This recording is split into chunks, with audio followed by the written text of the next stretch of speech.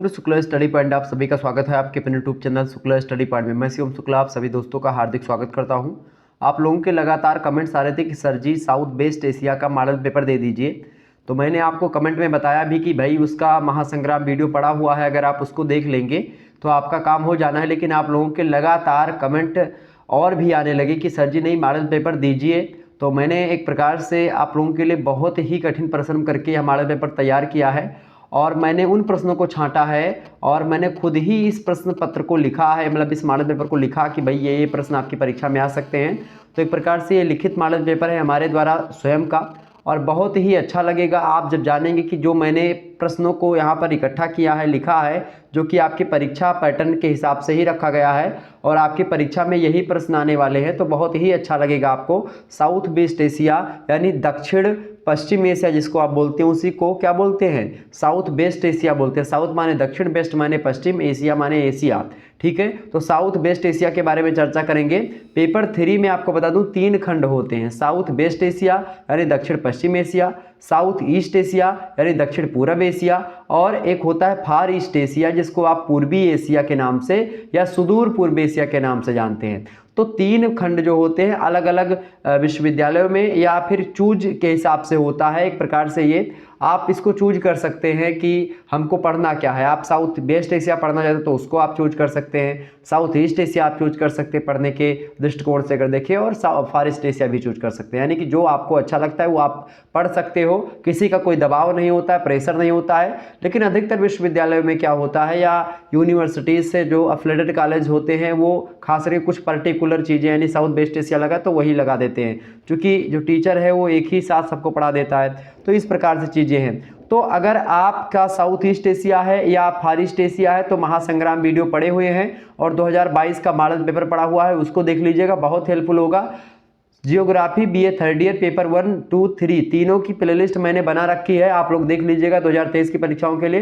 तो 2022 वाले model paper जो मैंने बनाए थे वो आपके पड़े हुए, उनको जरूर देख लीजिएगा। हर एक सब्जेक्ट का पड़ा हुआ है, मतलब कि साउथ वेस्ट एशिया का, साउथ ईस्ट एशिया का, फार ईस्ट एशिया का, इन्वायरमेंटल स्टडीज का, जियोग्राफिकल थॉट का, सभी का पड़ा हुआ है। तो आप लोग देख लीजिएगा, ठीक है। तो अब बात करते हैं BA third year geography paper 3 के first portion south west Asia के मॉडल पेपर के बारे में, जो कि बहुत ही इंपॉर्टेंट है आपकी परीक्षा के लिए। आइए चर्चा करते हैं कैसे कैसे प्रश्न आपकी परीक्षा में आएंगे। आपको बता दूं इससे पहले जियोग्राफी का पेपर 1 हुआ, सारा का सारा मॉडल पेपर से आया।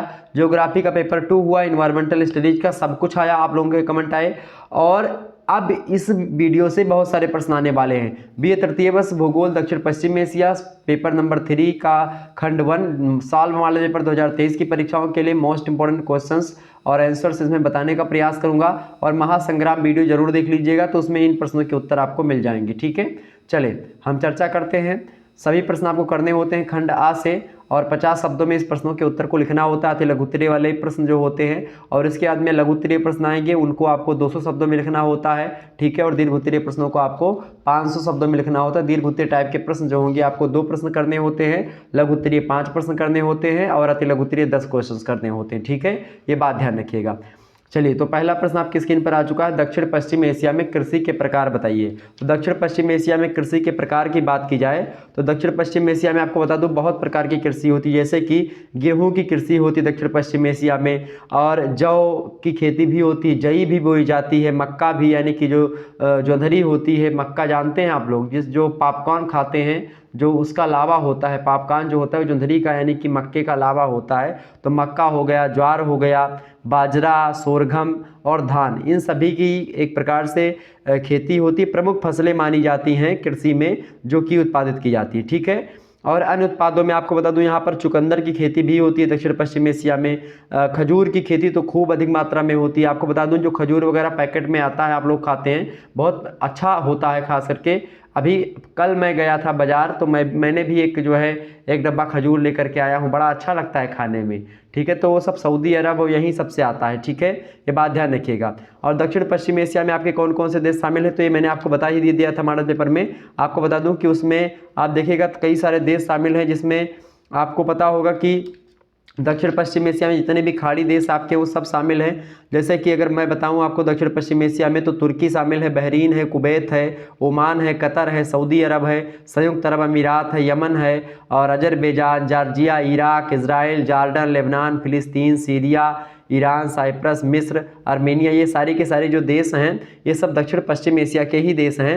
लेकिन कुल मिलाकर के इसमें कुछ ही देशों के बारे में आपको विस्तार से जानना होता है और वहीं से प्रश्न भी आते हैं, तो उन्हीं प्रश्नों को हमने रखा है, बस इन प्रश्नों को आप तैयार कर लीजिएगा। तो दक्षिण पश्चिम एशिया की बात की जाए तो खजूर बड़े अच्छे खासी मात्रा में होती है। इसके अलावा जैतून की भी खेती होती है, अंगूर, कपास, तंबाकू, सहतूत, इन सभी की भी खेती होती है, ठीक है, दक्षिण पश्चिम एशिया में। और इसके अलावा आप देखिएगा तो सेब की भी खेती, संतरा की, केला की, नाशपाती, अंजीर, इन सभी की खेती भी आप देखेंगे, ठीक है। और इस समय इन्हीं चीज़ों का विस्तार लगातार हो रहा है, बढ़ रहा है। साग सब्जी की कृषि भी पश्चिमी एशिया की कृषि की विशेषता रही, साग सब्जी भी कहीं कहीं पर उत्पादित होती है। और जो रूम सागर का यानी भूमध्य सागर का जो एरिया है, तो उसके तटों पर खास करके आप देखिएगा तो वहाँ पर खाद्यान्न जो फसल हैं, यानी कि जैसे कि आपका खाद्यान्नों से ज़्यादा वहाँ पर क्या होता है, जो नदी का इलाका है खास करके, मतलब रूम सागर यानी भूमध्य सागर का जो तटीय इलाका है, वहाँ पर आप देखिएगा तो खाद्यान्न फसल अधिक मात्रा में नहीं उत्पादित की जाती है। वहाँ पर आप देखिएगा खाद्यान्न फसलों से अधिक वहाँ पर उत्पादन होता है किनका, फल फूलों, मतलब कि फल फूल का उत्पादन होता है, सब्जियों की कृषि की जाती है रूम सागरीय इलाकों में, ठीक है, ये बात ध्यान रखिएगा। इजराइल हो गया, तुर्की हो गया, सीरिया है, लेबनान है, ये सभी खास करके उत्पादों जो उत्पाद करते हैं, मतलब कि इन लोग जो मतलब कृषि से उत्पादित जो फसलें होती हैं उनको हवाई जहाज़ से यूरोप के बाज़ारों में भेजने में अब समर्थ हो चुके हैं, और ये यहाँ पर उत्पादन करते हैं और फिर यूरोप के मार्केट में उसको बेचते हैं, ठीक है, और जिससे इनको अच्छी आमदनी भी मिल जाती है। आप देखिए खजूर वगैरह तो भारत में भी एक प्रकार से जो है निर्यात किया जाता है सऊदी अरब से, ठीक है। आगे बढ़ते हैं। और दक्षिण पश्चिम एशिया में कृषि का प्रकार ये हो गया। अगला क्वेश्चन आप देखिएगा, दक्षिण पश्चिम एशिया की प्राकृतिक वनस्पतियों के नाम लिखिए। दक्षिण पश्चिम एशिया की प्राकृतिक वनस्पतियों की बात की जाए तो दक्षिण पश्चिम एशिया में प्राकृतिक वनस्पति का विकास जो है वो जलवायु जो पेटियाँ होती हैं उन्हीं के अनुसार खास करके पाया जाता है।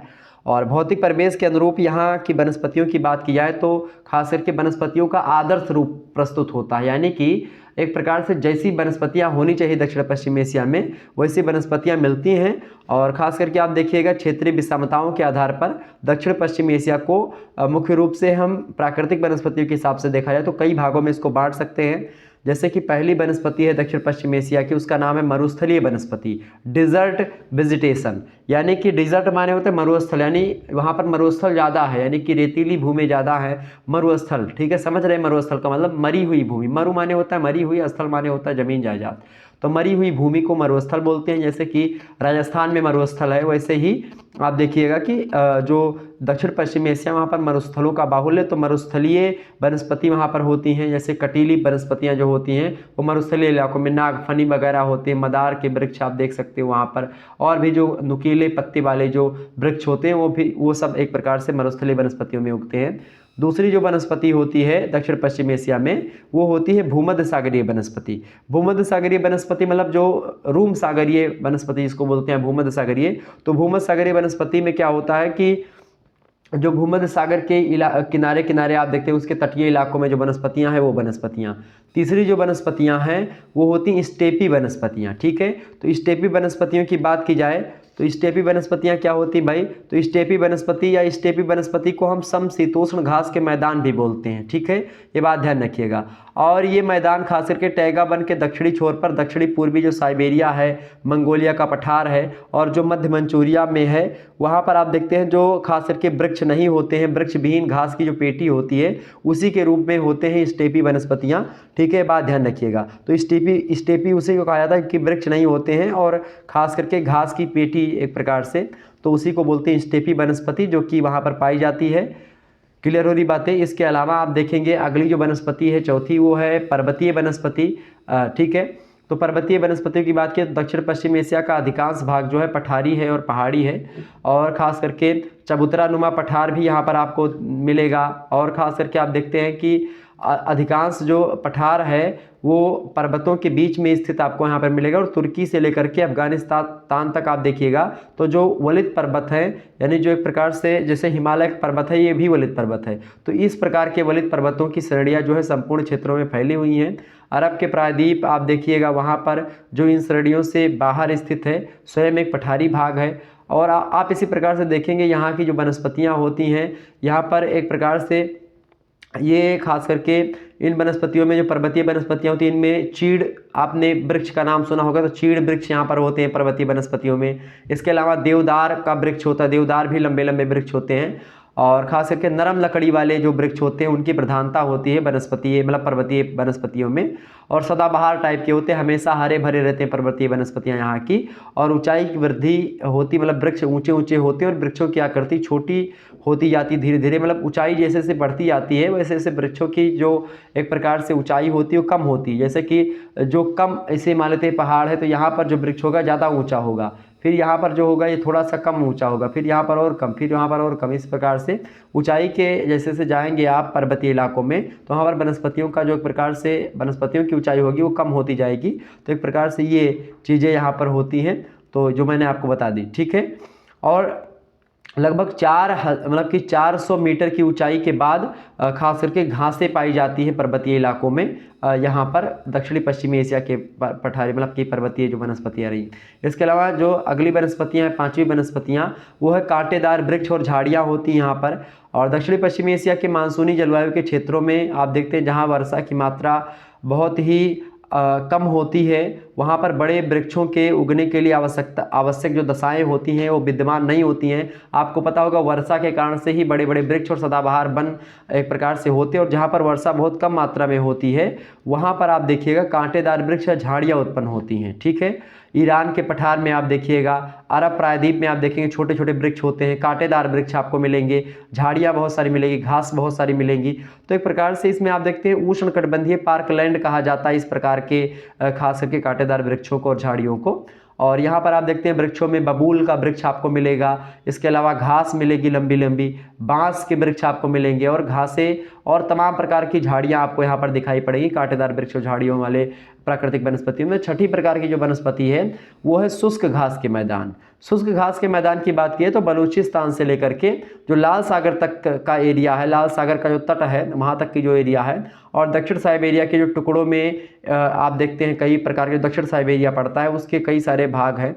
तो उन सभी भागों में खास करके शुष्क घास के मैदान आपको मिलेंगे और इस प्रकार की वनस्पति आपको देखने को मिलेगी, क्योंकि वहाँ पर वर्षा कम होती है और केवल इन क्षेत्रों में ऐसी वनस्पतियाँ जीवित रह सकती हैं जो उष्णता और शुष्कता दोनों को झेल सकती हैं। आप देखते हैं यहाँ पर खजूर के वृक्ष आपको मिलेंगे, ताड़ के वृक्ष मिलेंगे शुष्क घास के मैदानों में, बबूल हो गई और तमाम सारी झाड़ियाँ होती हैं और घासें यहाँ पर आप नहीं पाती हैं, ठीक है। और जो झाड़ियाँ होती हैं वो कटरीली मतलब कि एक प्रकार से कटीली बहुत ज़्यादा होती हैं। तो कहीं ना कहीं पे आप देखिएगा इस प्रकार की वनस्पतियाँ दक्षिण पश्चिम एशिया की प्राकृतिक वनस्पतियों में आती हैं। ऐसा प्रश्न आपसे दीर्घ उत्तरीय में भी पूछा जा सकता है जो कि मैंने आपको अति लघु उत्तरीय के अंतर्गत ही बता दिया। अगला क्वेश्चन से आप देखेंगे, तीसरा नंबर प्रश्न आपकी स्क्रीन पर आ चुका है। बहुत ही इंपॉर्टेंट प्रश्न है आपकी परीक्षा की दृष्टि से, फटाफट से आप बताने का प्रयास करेंगे। प्रश्न आपका क्या है? प्रश्न आपसे कह रहा है रोम सागरीय जलवायु का संक्षिप्त वर्गीकरण प्रस्तुत कीजिए। रोम सागरीय जलवायु, रोम सागरीय जलवायु का सीधा सा मतलब होता है भूमध्य सागरीय जलवायु, ठीक है। तो रोम सागरीय जलवायु को भूमध्य सागरीय जलवायु भी कहा जाता है, यानी भूमध्य सागर के इलाके यानी जो तटीय इलाके हैं वहाँ की जो जलवायु है उसी को भूमध्य सागरीय जलवायु बोला जाता है, ठीक है, या रोम सागरीय जलवायु। क्लियर? तो एशिया में खास करके आप देखते हैं तो इस प्रकार की जलवायु भूमध्य सागरीय जो तटीय इलाका है उन क्षेत्रों में आपको मिलेगी रोम सागरीय जलवायु। और खास करके इसमें आप देखेंगे तो तुर्की देश शामिल आ जाता है, तुर्की, सीरिया, लेबनान हो गया, इजराइल भी कहीं ना कहीं पे आता है, जॉर्डन और साइप्रस, जो साइप्रस देश है उसके भी नाम आप यहाँ पर देख सकते हैं खास करके रोम सागरीय जलवायु के क्षेत्र में। तो इस प्रकार की जलवायु में आप देखिएगा उष्ण शुष्क ग्रीष्म ऋतु और शीत आर्द्र शरद काल सबसे बड़ी विशेषता होती है। और गर्मी में औसत तापमान यहाँ का लगभग आप देखिएगा तो 24 डिग्री सेंटीग्रेड एक प्रकार से होता है। गर्मी के महीने में तापमान बढ़ता है, 24 डिग्री सेंटीग्रेड होता है। और शरद काल में जब एक प्रकार से यानी ठंडी का महीना आता है तो 10 डिग्री सेल्सियस का तापमान यहाँ पर हो जाता है, ठीक है, रूम सागरीय जलवायु में। और शरद काल में आप देखते हैं तो चक्रवातों के सहयोग से वर्षा भी यहाँ पर प्राप्त हो जाती है। जब चक्रवात आते हैं भूमध्य सागर के माध्यम से तो वहाँ पर क्या होता है, चक्रवात के माध्यम से यहाँ पर वर्षा भी हो जाती है ठंडी में, ठीक है। और खास करके जो वर्षा होती है लगभग 50 से 75 सेंटीमीटर के बीच में वर्षा होती है यहाँ पर रूम सागरीय जलवायु क्षेत्रों में, जो कि ठंडी के महीने में। और उष्ण शुष्क ग्रीष्म काल के कारण से यहाँ मोटी छाल और लंबी जड़ वाली जो वनस्पतियाँ होती हैं वह भी पाई जाती हैं। और खाद्यान्नों के अतिरिक्त यहाँ बड़े पैमानों पर खास करके रूम सागरीय जलवायु क्षेत्रों में, भूमध्य सागरीय जो तटीय इलाके हैं वहाँ पर फलों की कृषि अधिक मात्रा में होती है, ठीक है। तो ये बात ध्यान रखिएगा। तो ये रूम सागरीय जलवायु के बारे में कुछ बातें मैंने आपको बताई। अगला प्रश्न है, चौथा नंबर क्वेश्चन आप देखिएगा, बहुत ही इंपॉर्टेंट प्रश्न है। प्रश्न है, दक्षिण पश्चिम एशिया में खनिज तेल के महत्व का वर्णन कीजिए। दक्षिण पश्चिम एशिया में खनिज तेल की बात की तो बहुत ज़बरदस्त और एक प्रकार से डिपेंडेंट भी बहुत सारे देश हैं दक्षिण पश्चिम एशिया के खनिज तेल पर ही। और शक्ति के स्रोतों में आप देखते हैं खनिज तेल का महत्व आए दिनों लगातार बढ़ता ही जा रहा है, क्योंकि यह न केवल शक्ति के साधन के रूप में हम तेलों का प्रयोग करते हैं पेट्रोलियम वगैरह का, बल्कि हम क्या करते हैं तमाम सारे उद्योगों में कच्चे माल के रूप में भी हम खनिज तेलों का प्रयोग करते हैं। आप देखते हैं यातायात और उद्योग दोनों को संचालित करने के लिए पश्चिमी देशों में संपूर्ण ऊर्जा उपयोग का लगभग आधे से अधिक खनिज तेल से प्राप्त किया जाता है। तो यानी खनिज तेल बहुत ही इंपॉर्टेंट है दक्षिण पश्चिम एशिया के अर्थव्यवस्था को मजबूत करने में। और खनिज तेल का शोधन जो है एक महत्वपूर्ण उद्योग माना जाता है वहाँ पर।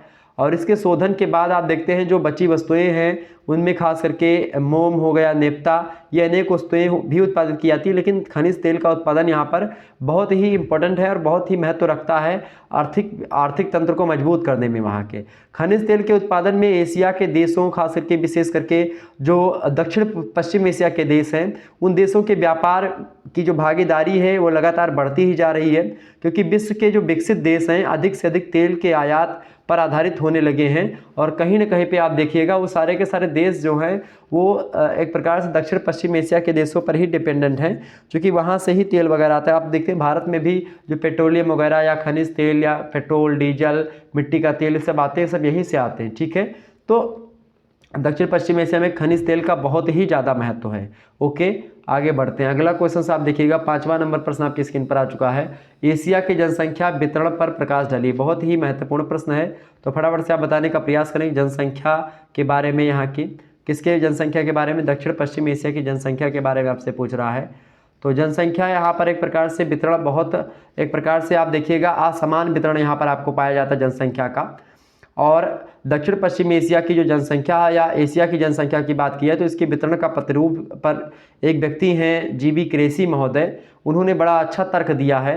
उन्होंने कहा कि एशिया में ऐसे भाग अधिक हैं जहां जनसंख्या बहुत कम है, यानी एशिया में ऐसे भाग बहुत ज़्यादा हैं जहां पर जनसंख्या कम है, जबकि कम भाग ऐसे हैं जहां पर जनसंख्या बहुत अधिक है। लेकिन फिर भी जनसंख्या के मामले में एशिया नंबर 1 पर है। क्रेसी महोदय के इस कथन की सार्थकता जो है खास करके वो दिखाई पड़ती है, वो स्पष्ट होती है कि भाई बहुत कम ऐसे एरिया हैं जहाँ पर जनसंख्या बहुत ज़्यादा है, लेकिन बहुत ज़्यादा ऐसे एरिया हैं जहाँ पर जनसंख्या बहुत कम है। तो एशिया का आप देखते हैं विशाल उत्तरी मैदान आप देखते हैं बहुत ज़्यादा जनसंख्या वाला है, मध्यवर्ती पठार, अधिकांश पश्चिमी भाग खास करके यहाँ पर आप देखते हैं अति विरल जनसंख्या आपको मिलेगी, ठीक है, जो मध्यवर्ती पठार या अधिकांश जो पश्चिमी भाग है। और अनेक ऐसे क्षेत्र हैं जहाँ पर नाम मात्र की जनसंख्या है। विरल जनसंख्या वाले क्षेत्र महाद्वीप का 3/4 क्षेत्रफल घेरे हुए हैं, जबकि आप देखते हैं जनसंख्या का 1/4 से भी कम हिस्सा मान सकते हो उसको आप। और इसके लिए विपरीत दक्षिणी या दक्षिणी पूर्वी भागों में 1/4 क्षेत्र और 3/4 से अधिक जनसंख्या निवास करती है। तो कहीं ना कहीं पे या ना केवल एशिया बल्कि संपूर्ण विश्व का सघनतम बसा भाग है दक्षिण पश्चिम एशिया की अगर बात की जाए। और एशिया में खास करके आप देखते हैं कई सारे देश हैं, जैसे कि भारत एशिया की बात की जाए, चाइना की बात की, यहाँ पर दक्षिण पश्चिम एशिया के संदर्भ में नहीं पूछा जा रहा है, एशिया के संदर्भ में। तो भारत और चाइना दुनिया के नंबर 1 और 2 जनसंख्या के मामले में देश हैं। इसके अलावा पाकिस्तान, जापान, कोरिया और जावा, ये सब एक प्रकार से अग्रणी देश है जनसंख्या के मामलों में और सघनतम जनसंख्या वितरण वाले देश हैं। ये बात ध्यान रखिएगा। तो जनसंख्या वितरण के बहुत ज़्यादा एक प्रकार से मतलब जो एक प्रकार से उपयुक्त भौगोलिक दशाएं रही हैं कहीं ना कहीं पे, उनकी भी भूमिका हो जाती है कहीं ना कहीं पे जनसंख्या बढ़ने में। चूंकि एशिया में जनसंख्या वितरण को प्रभावित करने वाले जो कारक हैं उनमें धरातल भी इम्पोर्टेंट होता है। इसके अलावा जलवायु वहाँ की कैसी है। डडले स्टाम्प महोदय कहते हैं कि इसमें कोई संदेह नहीं है कि एशिया की आधुनिक जनसंख्या के वितरण में सबसे अधिक प्रभाव जलवायु की दशाओं पर पड़ा है। यानी जलवायु कहाँ की, एशिया की जलवायु गर्म है और गर्म जलवायु के कारण से क्या होता है, यहाँ पर एक प्रकार से जनसंख्या बहुत अधिक मात्रा में बढ़ रही है, ठीक है। और जहाँ की जनसंख्या ठंडी है वहाँ पर ऐसे नहीं, चूँकि ये चीज़ें हैं, ये बता रहे हैं डडले स्टाम्प, ठीक है। इसके अलावा मिट्टी का भी प्रभाव पड़ता है जनसंख्या वृद्धि में, उसकी भी भूमिका होती है। जल की प्राप्ति जहाँ पर ज़्यादा होगी वहाँ पर जनसंख्या ज़्यादा होगी। आपको पता होगा दक्षिण पश्चिमी भाग जो है वो शुष्क है और यहाँ जल के अभाव हैं, इसके कारण से वहाँ पर जनसंख्या बहुत कम पाई जाती है। रेगिस्तानी भागों में जनसंख्या के कम मिलने का कारण है कि भाई वहाँ पर जल का अभाव, जल नहीं है, इसीलिए रेगिस्तानी इलाकों में बहुत कम लोग रहते हैं। राजस्थान सबसे बड़ा एक प्रकार से एरिया माना जाता है जो है क्षेत्रफल में भारत का, लेकिन वहाँ पर जनसंख्या कहाँ है, कम है जनसंख्या। यूपी एक प्रकार से आप देखिए जनसंख्या के मामले में ब्राज़ील से भी बड़ा है। तो आप सोचो, तो चूँकि यूपी में सारी एक प्रकार से भौगोलिक दशाएँ उपलब्ध हैं, ठीक है।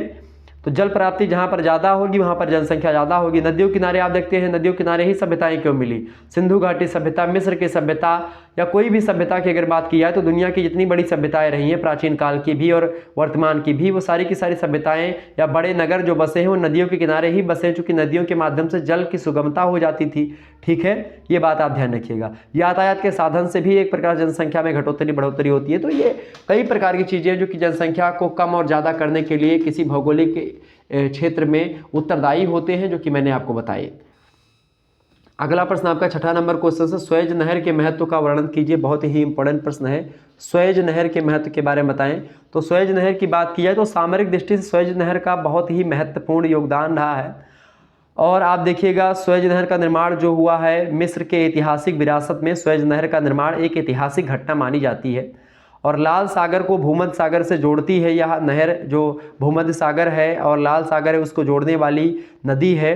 और खासकर जब लाल सागर और भूमध्य सागर के बीच को एक नदी बोल रहा हूँ, नहर है, तो जब ये नहर के माध्यम से जुड़ गई, लाल सागर और भूमध्य सागर जुड़ गए, तो क्या हुआ, आर्थिक, सामाजिक और राजनीतिक मामलों में एक प्रकार से बहुत परिवर्तन भी देखने को मिला। 1854 ईस्वी में आपको पता होगा फ्रांसीसी जो इंजीनियर हैं उनकी देखरेख में इस नहर का निर्माण करवाया गया था और 1889 ईस्वी में इसका उपयोग शुरू हुआ। फिर भी आप देखते हैं कि उस कालखंड में मिस्र खास करके जो एरिया रहा था, मिस्र का जो देश था वो ब्रिटेन के संरक्षण में था और यूरोपीय देशों के औपनिवेशिक विस्तार प्रक्रिया में एशिया की समुद्री यात्रा के लिए दक्षिणी अफ्रीका का चक्कर लगाना पड़ता था। वास्को डी गामा जैसे आया था वैसे आना पड़ता था। तो मान लेते ये अफ्रीका था आपका, ये अफ्रीका था, तो अफ्रीका के नीचे नीचे यहाँ से यूरोप से ऐसे चलते थे, यहाँ से आते थे, यहाँ पर अपना भारत है तो यहाँ पर फिर आना पड़ता था इस प्रकार से। और इधर आप देखते हैं यहाँ पर मिस्र आपका पड़ता है और यहीं पर आप देखते हैं ये यहाँ से बीच से आप देखिएगा ऐसे यहीं से स्वेज नहर बनी है जो कि लाल सागर को भूमध्य सागर से जोड़ती है। तो कहीं ना कहीं पे ये आसान तरीका हो गया ऐसे निकल आना, यहाँ से आते ऐसे घूम करके तो लंबा पड़ता और इधर से बगल से सीधे निकल आए तो ये आसान पड़ने लगा।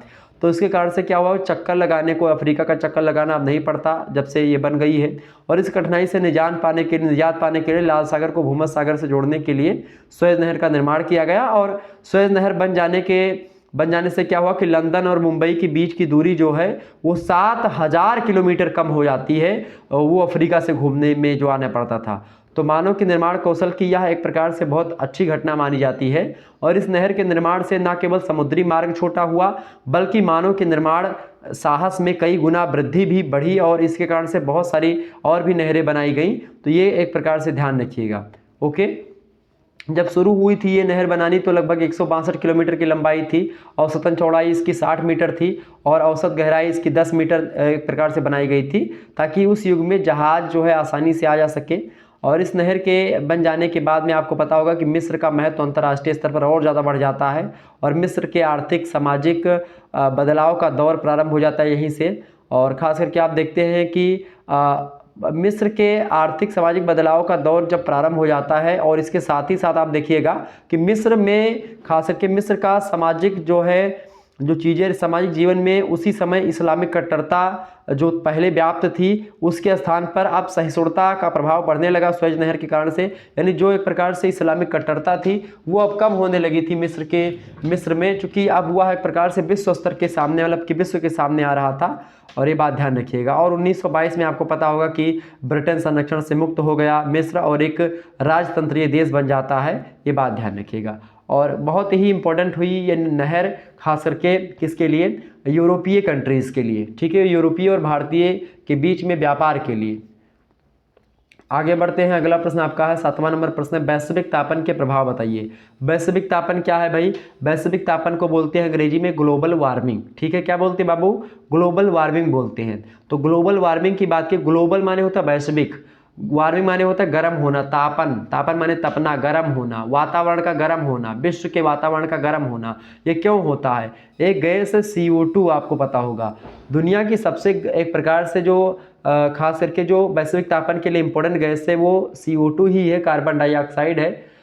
तो कार्बन डाइऑक्साइड की बात की जाए तो जिसकी अब बढ़ोतरी होती है तो क्या होता है, ये गर्म हवा होती है। तो गर्म हवाएं जो होती हैं ये वातावरण को गर्म करती हैं, और गर्म हवाएं आपको पता होगा कि ऊपर उठती हैं। धुआं ऊपर क्यों उठता है? ऊपर इसलिए उठता है क्योंकि धुआं जो होता है वो गर्म होता है, क्योंकि वो अग्नि से उत्पन्न होता है, धुआं गर्म होता है। और आप देखते हैं कोहरा जो होता है वो नीचे क्यों गिरता है? वो ठंड होता है वायु से। तो वायु से जो ठंडा होगा वो वायु से वजन में ज़्यादा होगा, वो तो इसीलिए वो नीचे गिरेगा। और वायु से जो हल्की गैसें होंगी वो ऊपर उड़ेंगी, यानी कि कार्बन डाइऑक्साइड जो है वो नाइट्रोजन और ऑक्सीजन से क्या है, हल्की गैस है, इसीलिए वह ऊपर उठती है। वातावरण को गर्म करने के लिए सबसे महत्वपूर्ण गैस CO2 मानी जाती है मेरे भैया। तो CO2 गैस जो है जब ये ऊपर उठती है मेरे प्यारे दोस्तों, ऊपर उठने के बाद में ये बहती है, फिर हवाएं चलती हैं तो उसके कारण से हवाएं बहती हैं, और बहने के परिणाम स्वरूप ये पूरे वातावरण को गर्म करती हुई और जो बड़े बड़े हमारे पर्वत शिखर हैं उन पर टकराती हैं। और जब उन पर टकराती हैं मेरे भैया तो क्या होता है, उन पहाड़ों पर बड़े बड़े पर्वत होते हैं बर्फों के, यानी ग्लेशियर जिनको बोलते हैं, हिमनद जिसको मतलब कि जिसको हिमानी बोलते हैं। तो क्या होता है कि वो ठंडे हिमानी जो होते हैं जब उनसे गर्म हवाएं टकराती हैं तो क्या होता है, वो बर्फ के बड़े बड़े पहाड़ पिघलना प्रारंभ कर देते हैं। और आपको ज्ञात होगा, आपको ये पता होगा कि जो बर्फ के पहाड़ होते हैं वहीं से नदियां निकलती हैं। गंगोत्री ग्लेशियर से गंगा, यमुनोत्री ग्लेशियर से एक प्रकार से यमुना, चोमा युंगडुंग ग्लेशियर से आपको पता होगा कौन सी नदियां निकलती हैं, ब्रह्मपुत्र नदी, या इसी प्रकार से तमाम प्रकार के ग्लेशियर से नदियों का निर्माण होता है। तो उन्हीं नदियों के जो जल होते हैं उनमें बढ़ोतरी होती है, कब? जब गर्म हवाएं टकराती हैं और बर्फ ज्यादा पिघलते हैं। यही प्रक्रिया वातावरण के गर्म होने की प्रक्रिया कहलाती है वैश्विक तापन। और इसका प्रभाव यह पड़ता है मेरे प्यारे दोस्तों कि जब बर्फ पिघलने लगते हैं तो वायु गर्म है चूंकि, तो बर्फ पिघलेंगे, तीव्र गति से पिघलेंगे, तो नदी का जलस्तर जो पहले था, औसत था, सामान्य था, वो बढ़ेगा। जाहिर सी बात है, जब नदी का जल बढ़ेगा तो बांध भी टूट सकते हैं, और इसके अलावा और तमाम सारे एरिया जलमग्न भी हो सकते हैं, बाढ़ की स्थिति भी आ सकती है। और इसके अलावा नदियों के जलस्तर में जब बढ़ोतरी होगी, चूंकि नदियों का जल जो होता है वो समुद्र में गिरता है, तो जब नदियों का जल समुद्र में गिरता है तो ये नदी जब कम गिरता था तो द्वीपीय इलाके थे, बढ़िया लोग बीच का आनंद लेते थे, वहाँ पर बालू पर लेट करके और दुनिया भर का स्नान करते थे। तो आजकल आप देख रहे गोवा वगैरह में या फिर और तमाम सारे द्वीपीय इलाके हैं, अंडमान निकोबार द्वीप समूह के तमाम सारे इलाके हैं, तो उनमें एक प्रकार से जब नदियों में जलस्तर कम होता है, मतलब कि नदियों का जल कम बहता है तो कम द्वीपीय इलाके सूख जाते हैं। लेकिन जब ये चीज़ें होती हैं, बढ़ता है, तो क्या होता है, समुद्र का जलस्तर बढ़ जाता है। समुद्र के जलस्तर बढ़ने से द्वीपीय इलाके और जो तटीय इलाके होते हैं वो डूब जाते हैं, जिसके कारण से बहुत ज़्यादा जान माल की हानि होती है। बड़े बड़े बिल्डिंगें डूब जाती हैं कभी कभी जब समुद्र का जलस्तर बढ़ता है। तो एक प्रकार से ये होता है प्रभाव वैश्विक तापन का। नेक्स्ट क्वेश्चन से आपका आ चुका 8वां नंबर, तुर्की को कितने भौतिक विभागों में बांटा गया है? बहुत ही जबरदस्त प्रश्न है, फटाफट से आप बताने का प्रयास करेंगे। तुर्की को कितने भौतिक विभागों में बांटा गया है भाई? तो तुर्की की बात की जाए तो धरातलीय विशेषताओं के आधार पर तुर्की को हम 3 प्रमुख भौतिक विभागों में बांट सकते हैं और कई उप विभागों में हम बांट सकते हैं, ठीक है, सॉरी। तो जो तुर्की है, तुर्की की बात की तो 3 जो प्रमुख भौतिक विभाग हैं इसके कौन कौन से हैं। पहला तो है आपका भाई तटीय मैदान तुर्की में आपको मिलेंगे। दूसरा वलिद पर्वत के मैदान, मतलब कि वलिद पर्वत जो श्रृंखला है वो आपको मिलेगी। और तीसरा जो आपका भौतिक विभाग है तुर्की का वो आपको आंतरिक पठारों का मिलेगा, यानी आंतरिक पठार आपको मिलेंगे, वलिद पर्वत श्रृंखला मिलेगी यानी हिमालय जैसी पर्वत श्रृंखलाएं आपको मिलेगी, और एक तरफ आपको तटीय मैदान मिलेंगे। तो ये 3 भौतिक विभाग आपको वहां पर दिखाई पड़ेंगे, कहां पर, तुर्की में। अब तटीय मैदानों की अगर बात की, तटीय मैदानों में आपको पता होगा कि काला सागर का जो तटीय मैदान है वो भी यहीं पर मिलता है, दक्षिण मतलब कि तुर्की में ही। इसके अलावा आप देखिएगा एजियन सागर के जो तटीय मैदान है वो भी आपको मिलेगा, ठीक है। इसके अलावा आपको पता होगा रूम सागरीय तटीय मैदान, अभी मैंने आपको बताया था, तो वह भी आपको तुर्की में मिल जाएगा। तो एक प्रकार से ये 3 जो हैं ये मैदान आपको वहाँ पर मिलेंगे तुर्की में। इसके अलावा वलिद पर्वत श्रृंखलाओं की बात की जाए तो वलिद पर्वत श्रृंखलाओं में आपको यहाँ पर पैंटिक पर्वत श्रृंखला आपको दिखाई पड़ेगी। इसके अलावा मतलब पौंटिक पर्वत श्रृंखला आपको दिखाई पड़ेगी। इसके अलावा आपको यहाँ पर और एक पर्वत आपको मिलेगा, तुरूस पर्वत श्रृंखला जो है वो भी आपको तुर्की में मिलेगी। इसके अलावा प्रति तुरूस पर्वत श्रृंखला भी आपको यहीं पर मिलेगी। इसके अलावा और भी एक पर्वत श्रृंखला आपको दिखाई पड़ेगी, आर्मीनिया पर्वत श्रृंखला, ठीक है। तो एक प्रकार से ये 4 पर्वत श्रृंखलाएं आपको देखने को मिलेंगी, ये वलिद पर्वत श्रृंखला के ही भाग है।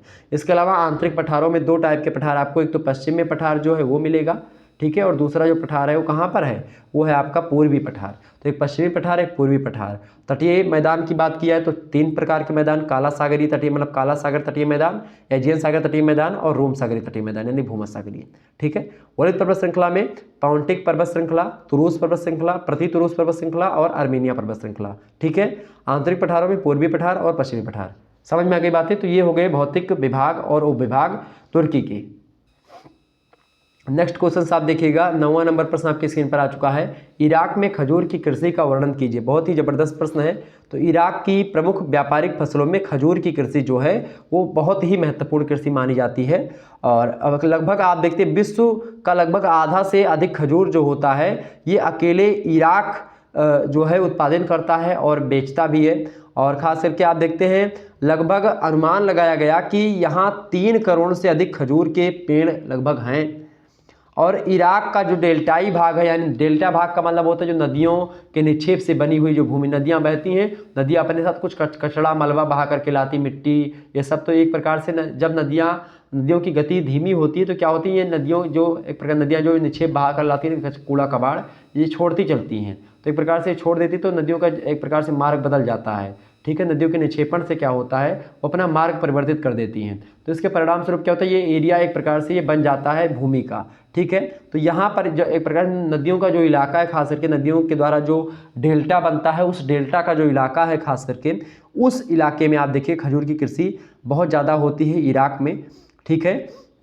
और लगभग आप देखते हैं जो डेल्टाई एरिया है इराक का, डेल्टा वाला क्षेत्र है, यहाँ लगभग 160 किलोमीटर लंबी और 3 किलोमीटर चौड़ी पट्टी में केवल खजूर के बाग लगाए गए हैं इराक में। और इनके अतिरिक्त फरात जो नदी है उसके किनारे जहाँ कृषि के लिए अयोग्य भूमि है वहाँ भी खजूर के बाग लगाए गए हैं इराक में। और इराकी लोगों के भोजन में खजूर एक प्रमुख अंग के रूप में स्वीकार किया जाता है, वहाँ पर खजूर भोजन में भी लोग करते हैं। इसके अलावा इराक जो है लगभग 4 लाख टन से अधिक खजूर जो है ये उत्पादित करता है, और जिसका आधा से अधिक भाग जो है वो बेच दिया जाता है। यानी अगर 4 लाख टन से अधिक खजूर उत्पादन करेगा तो लगभग 2 लाख टन जो है खजूर वो बेच देता है, निर्यात कर देता है, ठीक है। तो एक प्रकार से खजूर मामले में, खजूर कृषि में इराक के बारे में मैंने आपको बता दिया। ये प्रश्न बहुत ही इंपॉर्टेंट है, आपकी परीक्षा में 100% आने वाले हैं। अगला प्रश्न आपके एग्जाम में आ सकता है। प्रश्न है इजराइल के प्रमुख औद्योगिक नगर कौन कौन से बताएं। इजराइल के प्रमुख औद्योगिक नगर, बहुत ही इंपॉर्टेंट प्रश्न है। तो इजराइल की बात की जाए तो इजराइल जो है औद्योगिक प्रगति में पश्चिमी एशिया का अग्रणी देश बन गया है। और इजराइल की टक्कर एक प्रकार से जितने 57-58 मुस्लिम कंट्रीज है वो सब डरते हैं इजराइल से। आपको पता होगा कि इजराइल जो है बहुत ही धाकड़ कंट्री है, ठीक है। इसकी मोसाद जो संस्था है बहुत ही धाकड़ संस्था है। जैसे रा अपने इंडिया में काम करती है वैसे मोसाद भी काम करती है इजराइल के लिए, ठीक है। और लगभग इजराइल देश की बात की है तो 1/4 से अधिक जनसंख्या उद्योगों में यहाँ की लगी हुई है। प्रमुख उद्योगों में यहाँ पर वस्त्र का उद्योग होता है, रसायन का उद्योग होता है, सिगरेट का उद्योग होता है इजराइल में, चमड़ा का उद्योग खूब होता है, शराब भी बनती है खूब, एक प्रकार से टटिया पेल, मतलब एक प्रकार से बहुत ज़्यादा बनती है जिसको आप बोलते हैं। और इसके अलावा हीरा कटाई मशीन भी बहुत ज़्यादा आपको यहाँ पर दिखाई पड़ेगी। कागज़ का उत्पादन भी होता है, यानी कि औद्योगिक एक प्रकार से नगर है कागज़। और फल संरक्षण भी एक प्रकार से यहाँ पर होता है। तो कहीं ना कहीं पे आप देखिएगा इजराइल के प्रमुख जो एक प्रकार से उद्योग रहे ये है। इसके अलावा आप देखिएगा इनके जो प्रमुख नगर हैं इजराइल के, उनमें नाम आता है तेल अबीब, एक शहर है, नगर है, तो वहाँ पर आप देखिएगा वो औद्योगिक नगर के रूप में जाना जाता है। इसके अलावा जाफरा भी यहीं का एक नगर है, औद्योगिक नगर है। इसके अलावा नेबलस, ठीक है, नेबलस भी एक प्रकार से यही का नगर है। और इसके अलावा हैफा, आपने नाम सुना होगा हैफा का, तो हैफा भी एक एरिया है जहाँ पर उद्योग बहुत अधिक मात्रा में है। इसके अलावा एकरे, एकरे भी एक प्रकार से औद्योगिक नगर है, कहाँ का, ये इजराइल का, ठीक है, ये बात ध्यान रखिएगा। ये सब प्रमुख औद्योगिक नगर है। और पेट्रोल शोधन भी एक प्रकार से इजराइल में होने लगा है, मतलब कि यहाँ पर प्रमुख उद्योग के रूप में एक प्रकार से है। और नई औद्योगिक नीति के तहत यहाँ पर आप देखिएगा इजराइल में तो औद्योगिक विकास का विकेंद्रीकरण लगातार बढ़ता जा रहा है, ठीक है। तो इजराइल प्रमुख औद्योगिक नगर मैंने आपको बता दिए कौन कौन से, तेल अबीब, जाफरा, नेबलस, एकरे और हैफा, ठीक है। आगे बढ़ते हैं। तो एक प्रकार से ये हो गए आपके अति लघुते टाइप के 10 प्रश्नों के उत्तर जो कि मैंने आपको बता दिए। आगे बढ़ने का प्रयास करते हैं और भी चीज़ों को जानते हुए हम। अगला प्रश्न आप देखिएगा, सभी प्रश्न आपको करने अनिवार्य है। खंड बा के 200 शब्दों में इन प्रश्नों के उत्तर को आपको लिखना है। बहुत ही इंपॉर्टेंट प्रश्न है परीक्षा के दृष्टि से आपके। तो देखिए पहला प्रश्न आपका आ चुका है, तुर्की की जलवायु पर संक्षिप्त टिप्पणी लिखिए। अगर ये प्रश्न आपको नहीं पता है तो आप इसके स्थान पर आर करके दूसरा प्रश्न लिखा हुआ है, सऊदी अरब के धरातलीय स्वरूप और जलवायु का वर्णन कीजिए। इस प्रश्न का उत्तर आप लिख सकते हैं। तो प्रश्न क्या आपसे पूछा गया है, पहला प्रश्न आप देखिएगा, प्रश्न है कि तुर्की की जलवायु का संक्षिप्त टिप्पणी कीजिए तुर्की की जलवायु पर। तो तुर्की में आप देखिएगा तमाम प्रकार की जलवायु विशेषताएं आपको मिलेंगी और खास करके तुर्की की जलवायु की अतिवादी विशेषता सर्वोपरि है।